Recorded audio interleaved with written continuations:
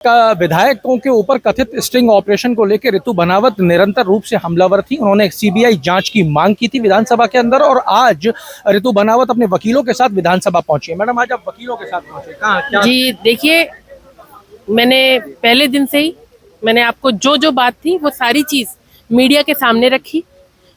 मैंने कोई चीज छुपाई नहीं, मैंने हर चीज आपको बताई। और जैसा कि मेरा वादा था कि मैं मानहानि का दावा करूंगी अगर वो समाचार पत्र संस्थान और वो पत्रकार माफी मांग लेता, तब तक बात ठीक थी, मैं बड़े दिल रख के माफ कर देती। लेकिन क्योंकि उन्होंने नोटिस का भी कोई जवाब नहीं दिया, माफी भी नहीं मांगी, अपनी गलती को नहीं स्वीकारा, इसलिए मुझे कोर्ट में उनके खिलाफ सिविल सेट फाइल करना पड़ा और 50 करोड़ रुपए का मानहानि का दावा उनके खिलाफ किया है। और जैसा कि मैं कहती हूँ कि मैं जब सही हूँ तो मैं किसी से नहीं डरती हूँ, और जो पूरी लड़ाई है दमदारी से पहले दिन से लड़ रही हूँ और अंत तक, जब तक न्याय नहीं हो जाता तब तक लड़ूंगी। आप अपनी लड़ाई तो लड़ी रही हो, साथ में दोनों विधायकों की और भी लड़ाई लड़ रही हो। आपने सीबीआई जांच की मांग उठाई, अकेली आपकी तो सीबीआई जांच के लिए जाएगा नहीं, तीनों के लिए जाएगा। सीबीआई जांच का मुद्दा कहां तक पहुंचा? देखिए, मेरा विषय था, मेरे को मांग करनी थी, मैंने मांग करी। मैं करना नहीं करना ये सरकार ज्यादा अच्छे से बता पाएगी कि वो क्या सोचती है या क्या कराना चाहती है। लेकिन मैंने अपनी पूरी बात पहले भी दमदारी से रखी, सदन में भी रखी, और जितना मैं कर सकती थी करना मेरे हाथ का नहीं है। अगर सीबीआई जांच के लिए जाता, आपने कहा कि दोनों विधायकों की, मैंने फर्स्ट डे से कहा कि मैं और विधायकों की बात नहीं करती, मैं अपनी बात कर रही हूँ। नेचुरल है, उनके लिए भी फायदा तो उनको भी मिल ही जाता है इस बात का। देखिए, उनका जो विषय है वो जाने, मैंने पहले दिन से कहा। लेकिन मैंने कहा ना कि मैं गलत नहीं हूँ तो मैं लड़ूंगी, और जब तक न्याय नहीं मिलेगा तब तक लड़ूंगी। देखिए, वकील साहब भी यहाँ पे मौजूद थे। ये वो वकील साहब से भी बात कर लेते हैं और वकील साहब से जानने का प्रयास करते हैं। वकील साहब, 50 करोड़ रुपए का मानहानि का दावा विधायक ऋतु बनावत जी के द्वारा किया गया है उस समाचार एजेंसी पर और पत्रकार के ऊपर। क्या आपने किस तहत मुकदमा किया है, क्या धाराएं हैं, क्या विषय था, क्या है? सर इधर देखिए, ये हमने सिविल कोर्ट में कंपनसेशन का दावा किया है। अभी तक जो क्रिमिनल कोर्ट में इनके खिलाफ क्रिमिनल ऑफेंसेस के लिए जो इन्होंने जुर्म किए हैं उसके लिए अभी तक हमने अधिकार सुनिश्चित रखा है। जल्दी उसके लिए भी इन पत्रकारों के खिलाफ और जो भी जिम्मेदार व्यक्ति है उनके खिलाफ इस्तगासा प्रस्तुत किया जाएगा क्रिमिनल कोर्ट में। अभी हमने 50 करोड़ की मानहानि का एक उनके खिलाफ सिविल सूट किया है, और उस सिविल सूट में हमने इनको पहले नोटिस भी दिया था, और इनसे जैसे हमारे क्लाइंट ने हमको इंस्ट्रक्ट किया कि वो अगर पत्रकार महोदय माफ़ी मांग लेते हैं तो वो बड़े दिल की होते हुए उनको क्षमा करने को तैयार है। हालांकि किसी भी व्यक्ति की मानहानि का कोई पैमाना नहीं है, लेकिन फिर भी हमने उसको लिमिट करके एक 50 करोड़ की जो नॉमिनल राशि है उनका मानहानि का हमने दावा किया है।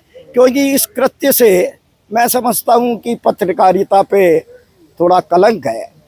किसी भी पत्रकार को या किसी भी समाज के व्यक्ति को ये ध्यान रखना चाहिए कि जब कोई डील ही नहीं है, जब कोई आदमी ये कह रहा है कि मेरे पास कोई राशि नहीं है, जब कोई राशि होगी तब डील सर, होगी। आपने वो वीडियो देखा? हाँ। आपने उस वीडियो को देखने के बाद, क्योंकि आपका एक लंबा अनुभव है कानून के साथ में काम करने का, आपने उस वीडियो को देखने के बाद आपने क्या महसूस किया कि इसके अंदर क्या तो सही है, क्या गलत है, क्या वो चलना चाहिए था, नहीं चलना चाहिए था, क्या आपने? मैंने वो वीडियो भी देखा, और वीडियो में विधायक महोदय ने ये निवेदन कर दिया था कि साहब मेरे साथ इस कोई राशि उपलब्ध ही नहीं है।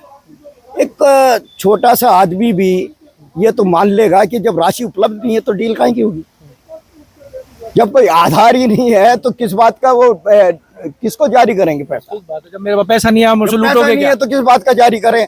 मैं आपको एक बड़ी मजाक की बात है मैं ये बताता हूँ कि एक पत्रकार महोदय ने जब पोप से ये पूछा कि साहब यहाँ पे कोई ऐसे इलीगल मॉरल ट्रैफिक के ऑफिसर्स हैं, तो पत्रकार पोप महोदय तो बड़े दयावान, बड़े वैसे व्यक्ति थे, उनको बड़ा आश्चर्य हुआ। तो उन्होंने कहा इज इट सो? तो उन पत्रकार महोदय ने उसको छाप दिया कि साहब Pope want to ask for legal traffic place. तो इस तरह से किसी चीज को तोड़ना नहीं चाहिए। क्या आशय है जब विधायक महोदय ये कह रही है कि साहब वो मेरे पास कोई उपलब्ध नहीं है, उनके पति ये कह रहे हैं कि भाई मेरे पास उपलब्ध नहीं है, कोई भी आदमी आएगा शिष्टाचार के नाते उसको कहेगा हाँ भाई देख लेंगे, ठीक है। सामाजिक लोग हैं, राजनीति में काम करते हैं, जो भी आएगा उससे मिलेंगे, मिलना उनका दायित्व है, मिलना उनका फर्ज है, मिलने में कोई दोष नहीं है। मिलने में कोई दोष नहीं। तो यदि किसी पत्रकार से कोई मिल लिए तो उसमें काय का दोष हो गया? दोष कहाँ से शुरू होता सर? दोष जब शुरू होता जब कोई वो लेटर जारी करते, दोष जब शुरू होता जब कोई उनसे पैसा लिया जाता, दोष जब शुरू होता जब वो उसके लिए कोई अपना एक्शन दिखाते कि मैं आपको ये लेटर दे दूं, दोष जब होता जब वो किसी आगे फ्यूचर के लिए, साल के लिए भी वो ये कहते हैं मैं अगले साल आपको कर देंगे। दोष जब भी शुरू हो जाता सर जब वो वीडियो के अंदर ये मान भी लेते कि ठीक है कर ठीक लेते है, हैं। हाँ, ऐसा भी कुछ नहीं कहा उन्होंने। तो ये कहा मेरे पास राशि नहीं है और हम इस तरह का काम करते भी नहीं है। और एक बात और समझिए कि 2 साल से वो करते आ रहे हैं, कभी कोई शिकायत नहीं हुई, कभी कोई ऐसा बात नहीं हुई। तो ऐसी कौन सी नई बात आ गई थी कि जिसमें उनको ये करना चाहिए था? करना चाहिए। सर आपका नाम बताइए। गिरिराज बाड़दार। ये आप सुन रहे थे वकील साहब को जिन्होंने कहा कि साहब दोष तो जब शुरू होता जब कुछ कागज दिया होता, दोष जब शुरू होता जब कोई पैसा लिया होता, दोष जब लगता जब करने की बात को हाँ या ना किया गया होता। यहाँ पे बड़ी अपडेट ये है कि रितु भनावत ने 50 करोड़ रुपए का मानहानि का दावा कर दिया है। लेकिन इसके साथ साथ मैं आपको बता दूं कि कोर्ट के अंदर जब ये प्रोसीडिंग्स चालू होंगी तो क्या उन विधायकों पे शिकंजा कस जाएगा कोर्ट का जिन्होंने डील कर ली, जिन्होंने पैसे ले लिए, जिन्होंने कागज दे दिया, या जिन्होंने बैठ के वीडियो के अंदर कुछ चर्चाएं कर ली हैं? क्योंकि एक अकेला मामला नहीं है सर ये। देखिए हर आदमी का अलग अलग स्ट्रिक्ट ऑपरेशन हुआ है। अब किसी दूसरे आदमी का आरोप किसी दूसरे आदमी पर नहीं लगा सकते, लेकिन जांच के दायरे में तो आ जाएंगे। जांच के दायरे में जाइए। मेरे क्लाइंट ने तो कहा सीबीआई की जांच कराई, क्यों नहीं कराती गवर्नमेंट? बिल्कुल ठीक बात है। इससे क्या होगा? इससे उनकी विधायक दीदी रुकेगी, आम जनता का नुकसान होगा, आम जनता को लाभ नहीं मिलेगा। और मेरे क्लाइंट के चरित्र में एक तरह का लांछन लग गया। ये नहीं कर सकते कि साहब किसी ने मर्डर किया और सजा आप दीजिए किसी को।